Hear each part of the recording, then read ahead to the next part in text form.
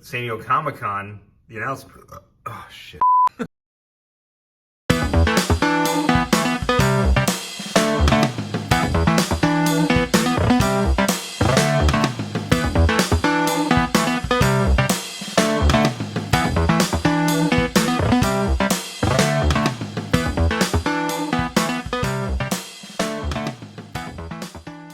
Hey, what's happening, y'all? It's been a while since I've done a collection tour update. I think early 2024, so it's been over a year, and in the toy community time, that's like 10 years because we've got a lot of figures since then. So I'll go ahead and start off with the shelf I normally start off with. It's the X-Men 97 / animated series wave, or theme shelf. And I think the biggest thing that's changed is probably the Jean Grey right there, and then Nightcrawler. Everything else is about the same. But with San Diego Comic-Con recently happening, I'm stoked that we got another Wave 3 coming in. So I can move that cable now down to the Marvel vs. Capcom shelf, sort of. I'll show you that in a little bit. But the reason why I had this cable here is because the end of X-Men 97, he did wear a suit similar to this. And I was like, okay, that's a good stand-in for now. But, oh yeah, we're also getting a new morph. I think what I might do now is switch it off and put the, evil morph head on this one now. But yeah, I'm stoked for that wave. And then moving over, kind of continue that theme for 97 or animated series theme. I have some more figures here. Because I have the Retro Rogue and Gambit here, I decided to put the 97 one here. And God, it's still such a weird pairing, those two in X-Men 97. And speaking of 97, you see Gambit in the back right there, who was recently re-released.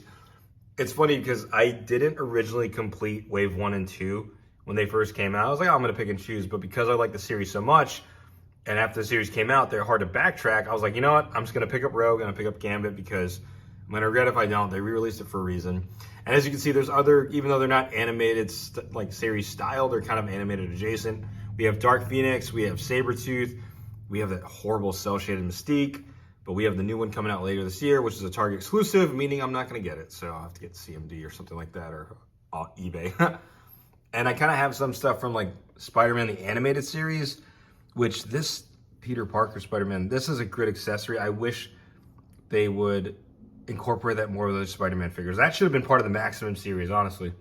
And it's crazy how much, I don't know if y'all check it, but the VHS stuff goes for mad bread on the aftermarket. And I have the Doc Ock, and oh man, I haven't opened it yet because I don't know where they're going to put them on the shelf. But yeah, it's kind of crazy how they just jump up in price. But another thing I didn't think we would get, though, is this Spider-Man Unlimited. This is kind of a deep cut. And I know this was announced last year's San Diego Comic-Con, but it's crazy how we got Spider-Man Unlimited, but we have nothing from Hulk, the Incredible Hulk animated series. Come on, man. We got Spider-Man Unlimited before we got, a Hulk.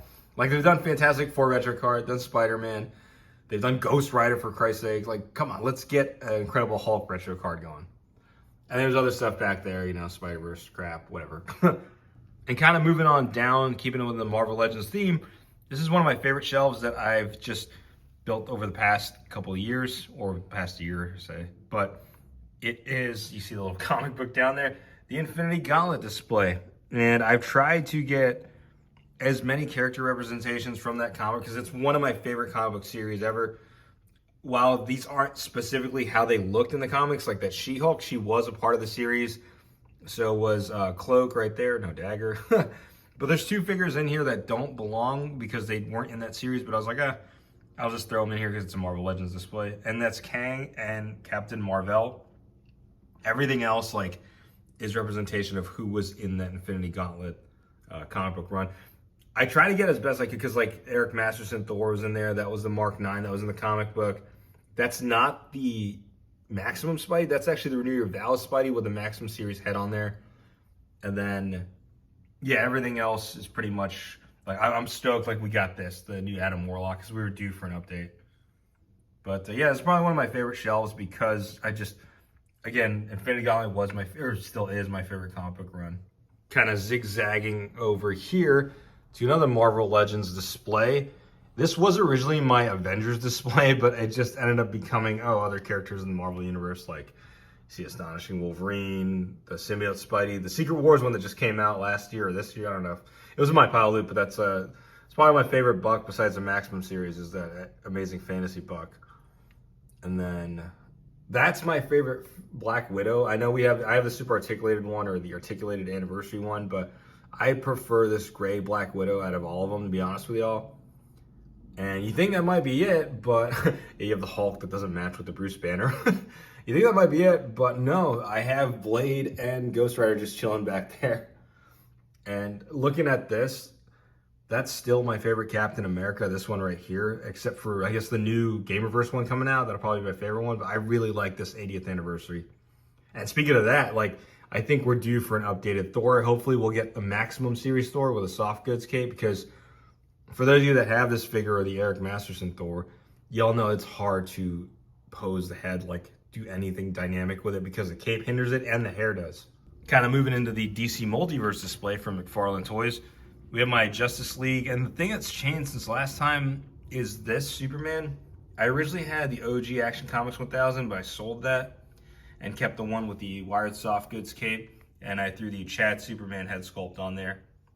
And the other one I changed as well as Aquaman. I had the Endless Winter one, but I decided to put the one for the Plastic Man wave, because growing up, that's more ideal. Like, that's the more ideal Aquaman I grew up reading, was this version with the hook hand.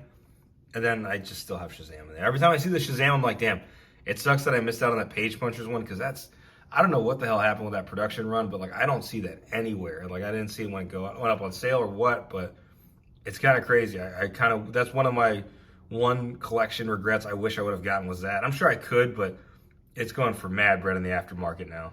And then moving down, continuing the McFarlane Toys theme, we have a bunch of Silver Age McFarlane Toys figures here, and also like classic ones. And, you know, for a while I understood there was that trope that, oh, McFarlane only makes Batman, but this display would say otherwise, because there's such a diverse amount of characters on here that I'm glad we got. And it's good that they're knocking it out of the park. Last year, or not knocking, I guess knocking off a couple characters off the checklist, like that Dr. Fate. Like, I'm glad we got a new Dr. Fate, because the only classic one we could get would be like the Mezco one or those old DC-UC ones. And then, oh, we have the disappointing Darkseid in the back there. Okay, moving over here, another DC Multiverse display. We have the Bat family with some added characters like Spawn. I just didn't have anywhere else to put them on the display with McFarlane figures, so I was like, oh, let's just throw Spawn in there.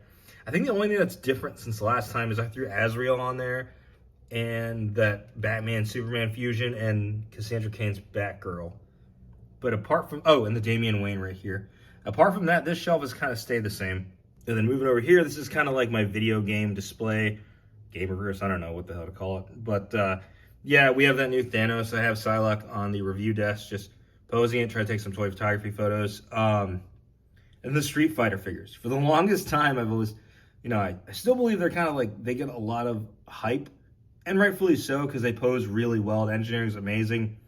But I always stand by, it's such a hipster thing for people. Oh, Jada Toys should make this, but they're great figures nonetheless, especially that Blanca. That's easily one of my favorite figures so far this year. And I'm looking forward to getting the Storm Arena figures for Street Fighter. I wish Storm Arena would do Tekken figures, because these Bandai ones are okay for what they are, but I would love to have Tekken figures in the same vein as Storm Arena figures.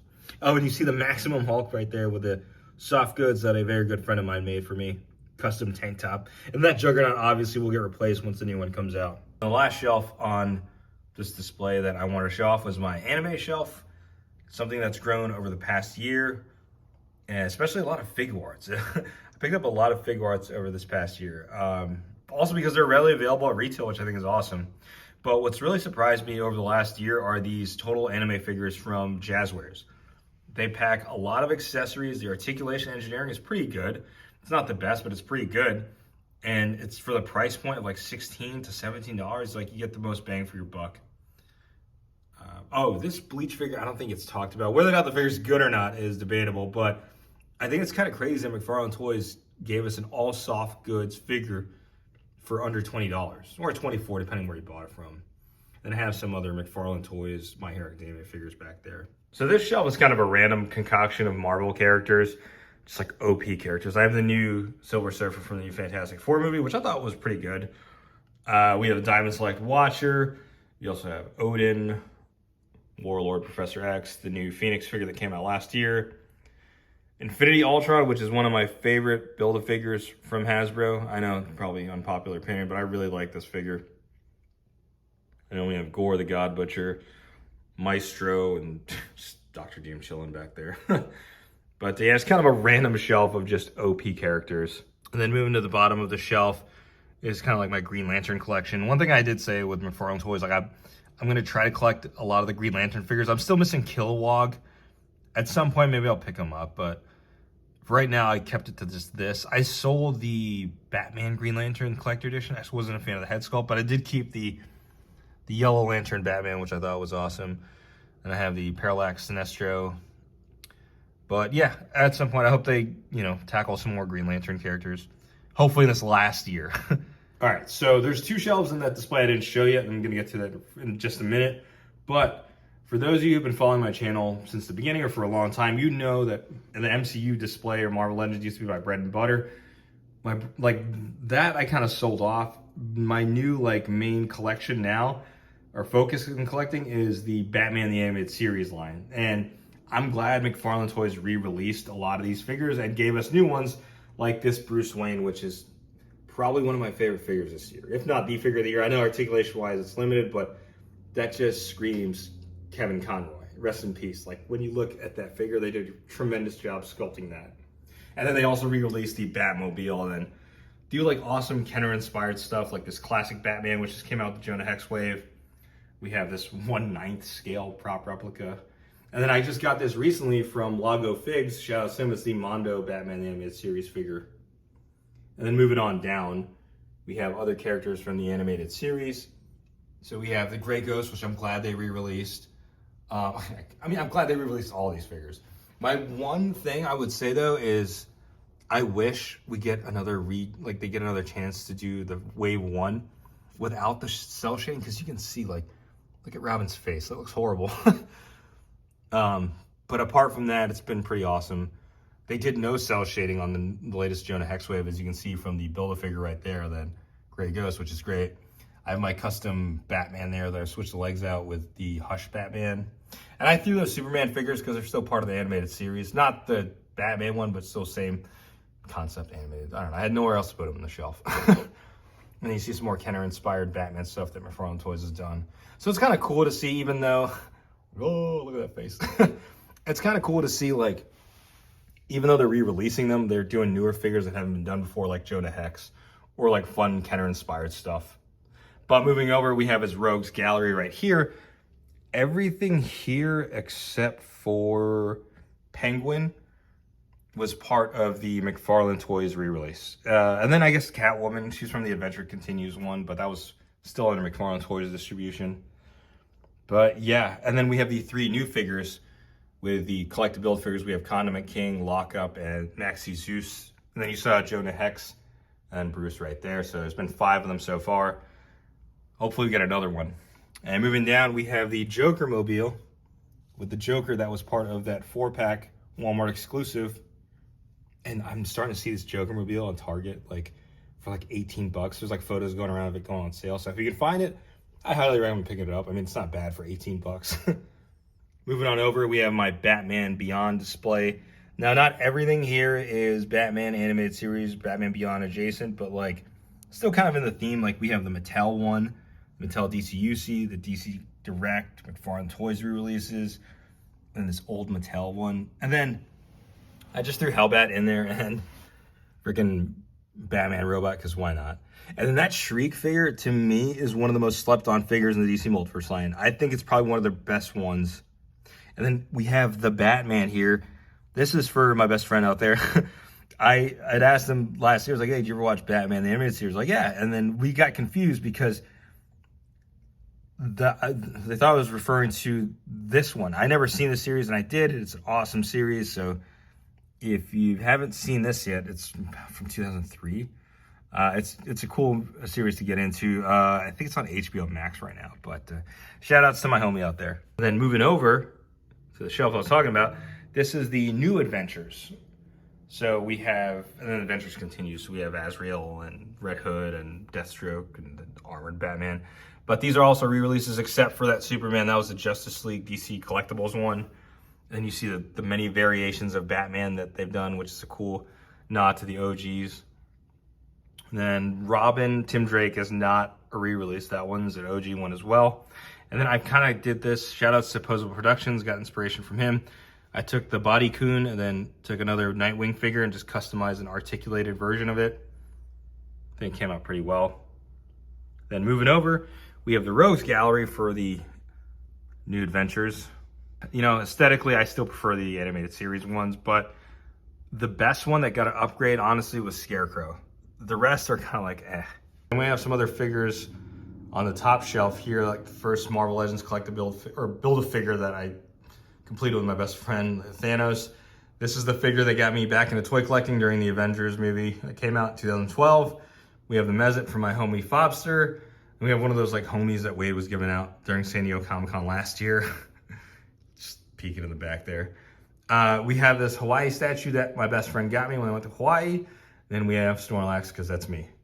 And last but not least, we have Deku no Chaco. Now you might notice they are not McFarlane Toys ones anymore. I've upgraded. I got the Figuarts one and the Amazing Yamaguchi one, the Rebel Tech. And I'm looking forward to getting the Figuarts Ochako later this year. Or is it next year she comes out? I'm not sure, but definitely way better renditions of Deku no Chaco. And then my awesome Tesla right here. So yeah, there you have it, YouTubers, my updated collection tour. Let me know what you think in the comments below, who I should put on what shelf, and let me know what you're excited for coming out later this year after San Diego Comic-Con announcements. Sound off in the comments below, and like always, if you like what you see, be sure to hit the like button. If you're not already subscribe to the channel, go ahead and subscribe. Thanks for watching.